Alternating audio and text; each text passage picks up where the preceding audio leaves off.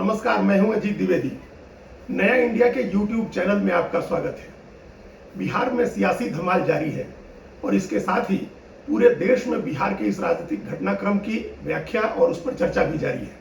बिहार के लोगों की एक अलग चिंता है, बिहार के लोग इस पूरे मामले को अलग तरह से देख रहे हैं। उनके बीच चर्चा का मुख्य मुद्दा यह है कि अब राजद और जदयू की सरकार कैसे चलेगी, कौन कौन मंत्री बनेगा, कांग्रेस को कितनी सीटें, कितने मंत्रिमंडल मिलेंगे, लेफ्ट पार्टियां क्या करेंगी, बीजेपी के सरकार से बाहर होने के बाद क्या केंद्र सरकार जो पैसे भेजती है वो उस पैसे में कमी आएगी, बिहार का विकास रुक जाएगा। एक तरफ बिहार में ये चर्चा है और दूसरी तरफ पूरे देश में, दिल्ली और पूरे देश में ये चर्चा है कि क्या बिहार का जो राजनीतिक घटनाक्रम है वो क्या देश की राजनीति को प्रभावित करेगा, नरेंद्र मोदी को किस तरह से, उनकी राजनीति को किस तरह से प्रभावित करेगा, 2024 के उनके राजनीतिक अभियान को, तीसरी बार चुनाव जीतने के उनके अभियान को कैसे प्रभावित करेगा। इन दोनों तरह की चर्चाओं के बीच बिहार से ही शुरू हुई एक चर्चा जो सोशल मीडिया पर भी काफी छाई हुई है और ऐसे आम लोगों की बातचीत में भी है, वो ये है कि नरेंद्र मोदी बिहार से ही आए थे और बिहार से ही उनके जाने का रास्ता बनेगा। ये बहुत बड़ी बात है। बिहार के लोग अगर ये सोच रहे हैं कि उन्होंने नरेंद्र मोदी के आने का रास्ता बनाया, उनके प्रधानमंत्री पद का उम्मीदवार बनने की पहली चर्चा बिहार से शुरू हुई, बिहार में गिरिराज सिंह और अश्विनी चौबे जैसे नेताओं ने तब नीतीश कुमार के विरोध की परवाह किए बगैर 2013 में नरेंद्र मोदी का नाम लेना शुरू किया था, तो क्या उनका ये एक चर्चा है कि उन लोगों ने शुरू किया था उस समय जब पूरे देश में नरेंद्र मोदी की कहीं चर्चा नहीं थी, तब बिहार में चर्चा शुरू हुई थी। और अब क्या नीतीश कुमार के उनका साथ छोड़ करके राजद के साथ जाने से अब ये स्थिति हो गई कि उनके जाने का रास्ता भी बिहार से बनेगा? क्या ऐसा हो सकता है? ऐसा होने के या न होने के कई पहलू हैं, दोनों तरह की व्याख्या हो सकती है, लेकिन नीतीश कुमार के राजनीतिक कद को देखते हुए और जनता दल यू और राष्ट्रीय जनता दल के साथ आने के बाद जो राजनीतिक समीकरण बन रहा है उसको देखते हुए अगर विचार करें, इसके कुछ 3-4 पहलुओं पर विचार करें, तो पता चलेगा कि ये कोई बहुत मुश्किल चीज नहीं है कि बिहार से ही नरेंद्र मोदी के चुनाव हारने की या बीजेपी के चुनाव हारने की शुरुआत हो जाए। इसको समझने के लिए अलग अलग 3-4 पहलुओं पर विचार करना होगा। इसका पहला पहलू तो यह है, पहला पहलू बिहार की 40 लोकसभा सीटों का है। बिहार में लोकसभा की 40 सीटों में से 2019 के चुनाव में एनडीए को 39 सीटें मिली थी। 40 में से 39 सीट मिली थी। जो सबसे बड़ा दल है, आज विधानसभा में जो सबसे बड़ा दल है राष्ट्रीय जनता दल, उसको एक भी सीट नहीं मिली थी। कांग्रेस पार्टी एक सीट जरूर जीत गई थी किशनगंज में, लेकिन वो उससे इस 39 की जीत कम नहीं होती है। 40 में से 39 का मतलब बहुत बड़ी जीत मिली थी। तो उसमें 17 सीटें बीजेपी की हैं और 16 जेडीयू की। 6 सीटें उस समय लोक जनशक्ति पार्टी जो साथ में थी उसकी हैं। 39 सीटें जीती थी। अब नीतीश कुमार के अलग होते हैं स्वाभाविक रूप से, अगर पहली नजर में आप देखें तो 17 सीटों का नुकसान तो हो गया, 16 सीटें तो चली गई।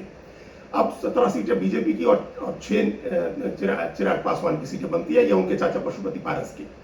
तो इन 23 सीटों पर क्या यह माना जाए कि बीजेपी की ये 23 सीटें सुरक्षित हैं नीतीश कुमार के जाने के बाद भी? ये नहीं कहा जा सकता है। बीजेपी के नेता ये समझ रहे हैं कि नीतीश कुमार अलग हो गए तो फिर 2014 के लोकसभा चुनाव जैसा नतीजा बीजेपी हासिल कर सकती है, जब उसने अपनी दूसरी सहयोगियों के साथ 32 सीटें जीती थी 40 में से। लेकिन तब फर्क यह है कि उस समय नीतीश कुमार अलग होकर के अकेले चले थे। उन्होंने अकेले लोकसभा का चुनाव लड़ा था और सिर्फ 2 सीटें जीत पाए थे। लेकिन 2015 में जब उनको अपनी गलती का एहसास हुआ और उन्होंने राजद और कांग्रेस के साथ तालमेल कर लिया, तो दोनों पार्टियों ने मिलकर के विधानसभा चुनाव में कमाल का प्रदर्शन किया। इन तीनों पार्टियों ने, उस समय बीजेपी अपने लोकसभा के चुनाव वाले तमाम सहयोगियों के साथ चुनाव लड़ रही थी, फिर भी 243 में से सिर्फ 59 सीटें मिली एनडीए को, सिर्फ 59 सीटें मिली। सोचे उनके पास 2014 में 32 लोकसभा सीटें थी और 2015 में सिर्फ 59 विधानसभा की सीटें मिली। ये जादू था नीतीश कुमार और लालू यादव की पार्टी के साथ आने का, कांग्रेस के साथ जुड़ने का। तो एक बार फिर जब ये तीनों पार्टियां साथ आई हैं और इस बार बीजेपी की 2 पुरानी और सहयोगी पार्टियां, जिसमें एक तो मुकेश सहनी पूरी तरह से बीजेपी के साथ ही जुड़े हुए थे वो, और पूर्व मुख्यमंत्री जीतन राम मांझी भी इस गठबंधन के साथ जुड़े हैं और लेफ्ट पार्टियां भी जुड़ी हैं। यानी 7 पार्टियों का, लेफ्ट की 3 पार्टियां हैं। यह 7 पार्टियों का गठबंधन कितना बड़ा हो सकता होगा इसका अंदाजा लगाया जा सकता है। अगर सिर्फ वोट परसेंटेज के हिसाब से देखें तो 2020 के लोकसभा चुनाव में, 2020 के विधानसभा चुनाव में, माफ कीजिएगा, इन 7 पार्टियों को 54% के करीब वोट है और 2019 के चुनाव में इनको 48-49% के करीब वोट है। इससे अंदाजा लगाया जा सकता है कि बीजेपी अगर इस मुगालते में है या इस भ्रम में है कि वो 2014 का रिजल्ट रिपीट कर देगी या 2019 का, तो उसको बहुत झटका लगने वाला है। लोकसभा की 40 सीटों में से हो सकता है कि बीजेपी और उसके जो नए सहयोगी बने वो दहाई में पहुंचने के लिए तरस जाए। जिस तरह का रिजल्ट 2019 में आया था वो पलट के दूसरी तरफ न चला जाए। ऐसा न हो जाए कि महागठबंधन 40 सीटें जीते और बीजेपी 1-2 सीटों पर सिमट जाए।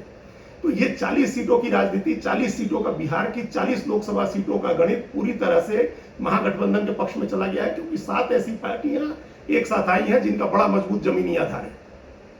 अब जो दूसरा पहलू है, जो जिस पहलू से इस पूरे घटनाक्रम को देखना चाहिए है, वो है पड़ोसी राज्यों पर असर का।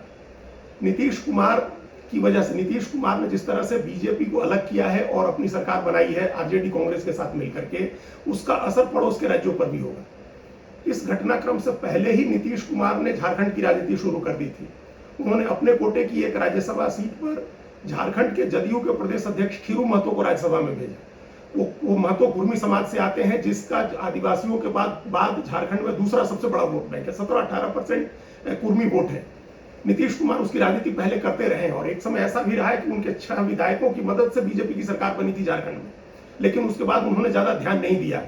अब उन्होंने फिर से ध्यान देना शुरू किया। खीरू महतो को राज्यसभा भेजने के बाद वो झारखंड में अपनी राजनीति की तैयारी कर रहे हैं। झारखंड में झारखंड मुक्ति मोर्चा, कांग्रेस और राष्ट्रीय जनता दल पहले से एक साथ है। अगर उसमें नीतीश कुमार जुड़ते हैं तो यह एक एक्स फैक्टर होगा जो इस गठबंधन को एक अलग ही लेवल पर ले जाएगा। झारखंड की 14 में से 12 सीटें अभी बीजेपी के पास हैं और अगर ये चारों पार्टियां साथ आती हैं तो बीजेपी को बड़े नुकसान के लिए तैयार रहना चाहिए, वहां बड़ा नुकसान हो सकता है। इसके अलावा नीतीश कुमार और इस पूरे घटनाक्रम का जो उन्होंने झटका दिया है बीजेपी को, उसका असर पश्चिम बंगाल और उड़ीसा, पूरब के इन 2 राज्यों पर भी पड़ेगा। इन दोनों राज्यों को मिलाकर के बीजेपी के पास 25 से ज्यादा सीटें हैं।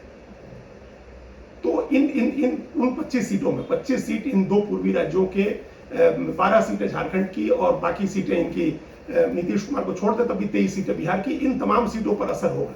बिहार में, पश्चिम बंगाल में काफी प्रवासी बिहारी रहते हैं, दिल्ली में काफी प्रवासी बिहारी रहते हैं, पूर्वांचल की राजनीति उससे प्रभावित होगी।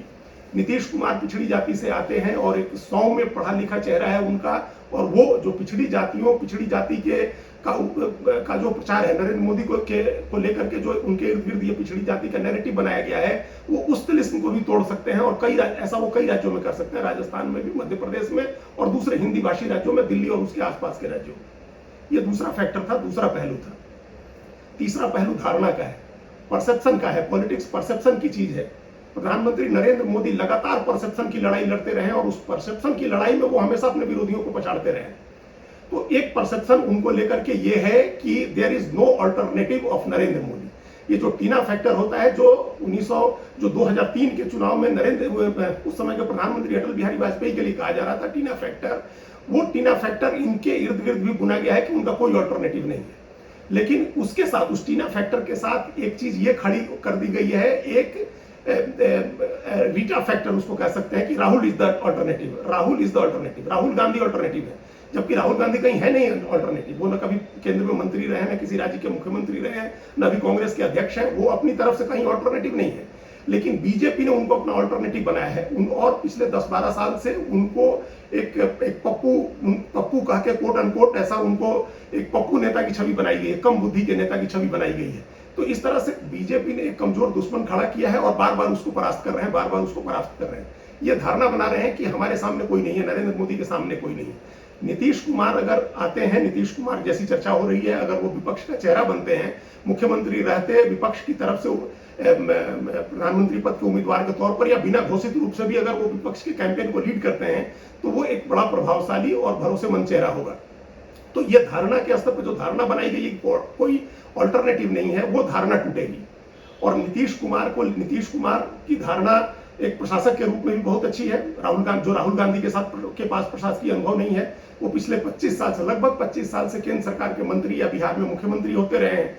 उनके पास नरेंद्र मोदी 13 साल मुख्यमंत्री रहने के बाद प्रधानमंत्री बने थे। उनसे ज्यादा बतौर मुख्यमंत्री, उनसे ज्यादा अनुभव नीतीश कुमार के पास। वो 15 साल से ज्यादा समय तक मुख्यमंत्री रह चुके हैं। उन्होंने पार्टी और संगठन का काम भी बहुत कायदे से किया हुआ है।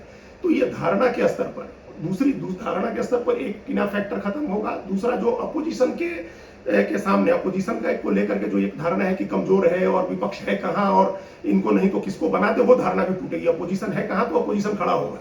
नरेंद्र मोदी के मुकाबले नीतीश कुमार खड़े होंगे। दक्षिण भारत की पार्टियां हो या आम आदमी पार्टी हो या तृणमूल कांग्रेस हो, ये इस तरह की पार्टियां उनके इर्द गिर्द इकट्ठा हो सकती हैं, उसमें कोई ज्यादा दिक्कत नहीं है। चौथा पहलू जिसके हिसाब से देखने की जरूरत है वो नीतीश कुमार की निजी छवि है, जो इसी धारणा वाले पहलू से जुड़ी हुई है। नीतीश कुमार की निजी छवि अगर इस बात को छोड़ दे जो भारतीय जनता पार्टी प्रचार कर रही है उनको पलटू बता करके कि वो पलट जाते हैं, तो उस बात को छोड़ दें तो उनकी छवि बहुत ही अच्छी है। हालांकि ये पलटू वाली छवि का भी कोई मतलब नहीं है ये बनाने का, ये बीजेपी के पास कोई और बात नहीं है तो वो ये बात बना रही है। क्योंकि अगर कोई नेता पलटता है तो उसके पलटने से कुछ नहीं होता, उसके साथ किसी और को भी पलटना होता है। अगर नीतीश कुमार 2015 में राष्ट्रीय जनता दल के साथ चुनाव लड़े थे और 2017 में पलट करके वो बीजेपी के साथ आ गए, तो बीजेपी भी अपनी पोजीशन से पलटी जिसने उनको स्वीकार किया। अगर नीतीश कुमार पलटू है तो बीजेपी भी तो पलटू हुई जिसने उनको स्वीकार किया। जिस नीतीश कुमार के डीएनए में खराबी खोजी थी प्रधानमंत्री ने, उनको फिर अपने साथ अगर लिया आपने तो सिर्फ नीतीश कुमार नहीं पलटे, बीजेपी भी पलटी। और ऐसा हमेशा होता रहा है, कोई ऐसा नहीं है। बीजेपी की सहयोगी पार्टी पहले नेशनल कॉन्फ्रेंस थी, लेकिन बीजेपी ने पीडीपी के साथ कश्मीर में सरकार बनाई, फिर छोड़ दिया उनको, तो इसको पलटना नहीं कहेंगे। बीजेपी ने महाराष्ट्र में पहली बार एनसीपी की मदद से सरकार बनाई थी और फिर पलट के शिवसेना के साथ चले गए, ये पलटना नहीं है क्या? तो राजनीति में पलटने अलटने का कोई मतलब नहीं होता है। राजनीति सत्ता बनाने का एक समीकरण है, आप केमिस्ट्री बिठा लेते हैं, आप बना लेते हैं, ये कोई इशू नहीं है। तो इसलिए ये उस बात को छोड़ दें तो नीतीश के साथ और बाकी सारी चीजें पॉजिटिव है। वो पिछड़ी जाति से आते हैं, वो पढ़े लिखे हैं, पुराने जमाने के इंजीनियर हैं, वो पढ़े लिखे हैं, वो सौम्य चेहरा है और उन्होंने प्रशासन चलाया हुआ है। उन्होंने 15-16 साल वो मुख्यमंत्री रहे हैं, कई साल केंद्र में मंत्री रहे हैं। अटल बिहारी वाजपेयी की सरकार में वो सरफेस ट्रांसपोर्ट मिनिस्टर थे। उन्होंने रेलवे की सेफ्टी और सिक्योरिटी को लेकर के और रेलवे के रेवेन्यू को लेकर के रेल मंत्री के रहते जो उन्होंने काम किया वो रिमार्केबल है। वो एग्रीकल्चर मिनिस्टर भी रहे हुए हैं केंद्र में, तो इस नाते उनके पास प्रशासकीय अनुभव है, पार्टी संगठन चलाने का अनुभव है। वो पिछड़ी जाति से आते हैं, वो पढ़े लिखे हैं, वो सौम्य चेहरा है। और आज जो बात कही जाती है, जिस समय पूरा देश बुलेट ट्रेन की जब बात हो रही थी, उन्होंने साइकिल और पोशाक देकर के बिहार की लड़कियों को सशक्त किया था। बिहार की लड़कियों को उन्होंने एक शक्ति दी थी, स्कूल जाने की ताकत दी थी, एक रास्ता दिखाया था। जिस समय देश में और संसद में महिला आरक्षण बिल की बात हो रही थी और उन्हीं की पार्टी के बड़े नेता उस आरक्षण का विरोध कर रहे थे, तब नीतीश कुमार ने चुपचाप स्थानीय प्राधिकार में, स्थानीय निकायों में महिलाओं को 50% आरक्षण दिया। आज कहा जाता है कि महिलाएं प्रधानमंत्री को ज्यादा वोट देती हैं, नरेंद्र मोदी को ज्यादा वोट देती हैं, लेकिन यह बात ध्यान रखें कि महिला एक कॉन्स्टिट्यूएंसी के रूप में अगर इमर्ज हुई है और इस्टेब्लिश हुई है तो उसका श्रेय नीतीश कुमार को जाता है। पहली बार बिहार में ही ऐसा हुआ था 2010 के चुनाव में, जब महिलाओं ने पुरुषों से ज्यादा वोट किया था और नीतीश कुमार को वोट दिया था। जब ऐसी मेजोरिटी मिली थी बिहार में जिसकी कल्पना नहीं की जा सकती थी। अकेले नीतीश कुमार की पार्टी 143 सीटों पर लड़के 116 सीट जीती थी। उन्हीं के दम पर बीजेपी 91 सीट जीत पाई थी। तो नीतीश कुमार सुशासन का चेहरा रहे हैं, सुशासन का चेहरा है। अपनी तमाम कमियों के बावजूद अपने बाद के कार्यकाल में उन्होंने कई मोर्चों पर उनकी सरकार बहुत अच्छा नहीं कर पाई। इसके बावजूद न्याय के साथ विकास और सुशासन के पर्याय है नीतीश कुमार। और ये दो चीजें बीजेपी को आगे की राजनीति में, अगर वो विपक्षी पार्टियों का चेहरा बनते हैं, उनको लीड करते हैं, तो बीजेपी को बहुत भारी पड़ने वाली है। नीतीश कुमार 100 से ज्यादा सीटों पर असर डाल सकते हैं। वो पश्चिम बंगाल, झारखंड, उड़ीसा, बिहार और उस बिहारी प्रवासी जिन राज्यों में भी जहां है, चाहे पंजाब हो, चाहे बंगाल हो, चाहे दिल्ली हो, हरियाणा हो, हर जगह की राजनीति को प्रभावित कर सकते हैं। इसीलिए इस बात को ध्यान रखना चाहिए, बीजेपी को ये बात समझनी चाहिए है कि अगर नरेंद्र मोदी के देश के क्षितिज पर आने और छा जाने का रास्ता बिहार से बना है, तो उनके उस क्षितिज से नीचे उतरने का रास्ता भी बिहार से बन सकता है। धन्यवाद। कृपया हमारे चैनल के साथ जुड़िए, लाइक कीजिए, सब्सक्राइब कीजिए, बेल आइकॉन जरूर दबाइए।